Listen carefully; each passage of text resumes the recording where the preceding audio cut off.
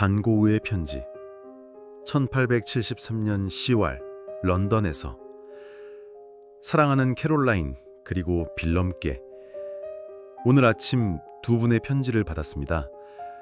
마치 예기치 않게 찾아온 선물 같고 두 분 모두 평안하시다니 저 역시 마음이 놓입니다. 여동생 안나는 이번에 영어와 바느질 시험을 무사히 마쳤습니다. 본인은 물론이고 가족 모두가 정말 기뻐했지요. 부모님은 여동생이 내년 4월까지 학교에 남아 여유가 된다면 프랑스어 시험에도 도전해보길 바라십니다. 물론 안나의 뜻이 가장 중요하다 생각합니다. 저는 요즘 이곳에서 안나에게도 무언가 길이 열리면 좋겠다는 생각을 자주 하게 됩니다. 전에 우리가 나눴던 이야기 기억하실 겁니다. 테오가 브뤼셀을 떠나 헤이그로 간다는 소식도 들으셨겠죠. 조금은 아쉬운 결정이겠지만 저는 이 변화가 테오에게 좋은 기회가 될 것이라 믿습니다. 아름답고도 활기찼던 브뤼셀을 떠나기는 쉽지 않았을 테지만 잘 헤쳐나가리라 생각됩니다. 얼마 전엔 두 분의 아버님께도 편지를 받았습니다. 제가 잘 지내고 있다는 소식과 새로 옮긴 숙소 이야기도 전해드렸습니다. 겨울에 대한 말씀 깊이 공감합니다. 사실 저는 어느 계절 하나를 고르기 어렵습니다. 모두가 제각기 다른 빛깔로 제게 다가오게 되네요. 생각해보면 참 이상한 점이 많습니다. 옛 화가들은 가을을 좀처럼 그리지 않았는데 요즘 화가들은 가을을 참 좋아합니다. 저도 요즘 부쩍 낙엽이 주는 정서에 마음이 이끌립니다. 이 편지와 함께 사진이 몇 장을 동봉하오니 아무쪼록 마음에 드셨으면 좋겠습니다. 여기서는 네덜란드처럼 앨범에 사진을 넣기보다는 스크랩북이라 하여 자유롭게 붙이는 방식이 일반적이라 저도 그렇게 해보았습니다. 혹시 기회가 되신다면 빈 공책 하나를 준비하시고 이번 사진들을 차근차근 모아보시는 건 어떨까요? 나름의 즐거움이 있을 거라 생각합니다. 사진 중에 세례식은 스위스의 앙커라는 화가의 그림입니다. 섬세하고도 따뜻한 그의 화풍을 담고 싶었습니다. 예배당으로 가는 청교도들은 보턴이라는 미국 작가의 작품입니다. 그는 시인 롱펠로를 무척 좋아하는데요. 저도 그의 그림을 보고 오랜만에 마일스 스탠디쉬와 에반젤린을 다시 꺼내 읽었습니다. 왠지 이번엔 더욱 아름답게 느껴져더군요. 자비로운 수도사는 스위스의 판 무이덴이라는 화가의 그림입니다. 아직은 재능보다 겸손이 앞서는 작가지만 그의 그림엔 진실한 울림이 있습니다. 헤이그의 포스트 씨가 이 작품을 소장하고 계시지요. 혹시 미술관에 들르신다면 그의 수도원의 식당도 꼭 한번 들러보시길 바랍니다. 덧붙이자면 이 사진은 단 4-5장 남은 귀한 것이라 전해드립니다.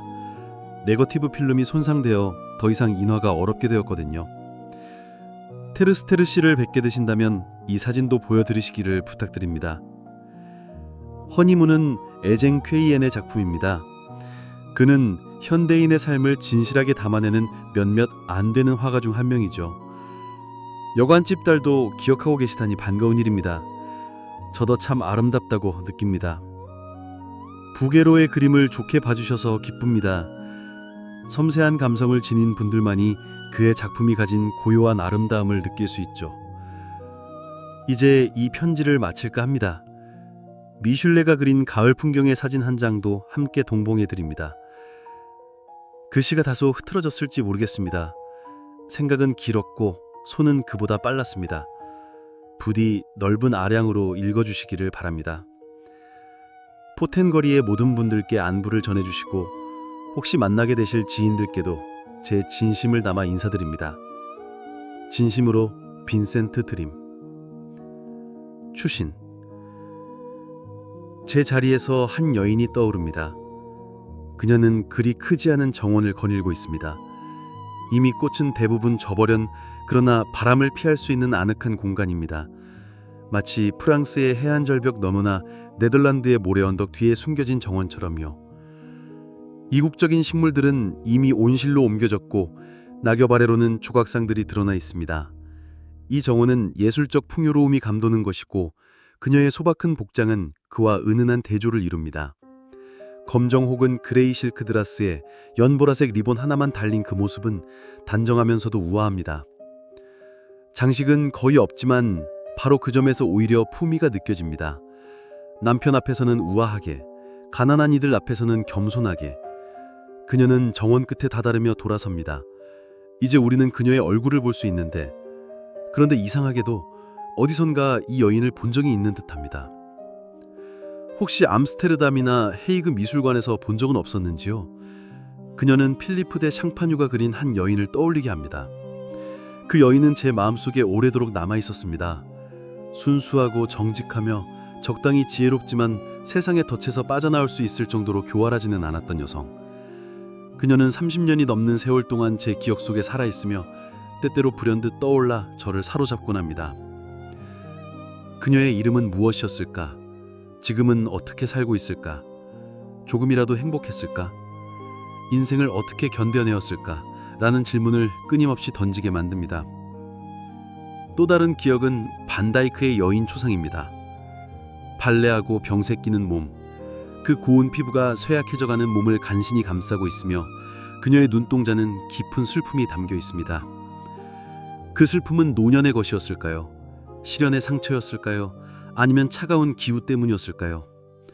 그녀는 북해 회색으로 텅 빈 광대한 바다를 바라보며 살아온 이의 눈동자를 가지고 있습니다. 오직 갈매기만이 하늘을 날아다니는 그 황량한 바다를요.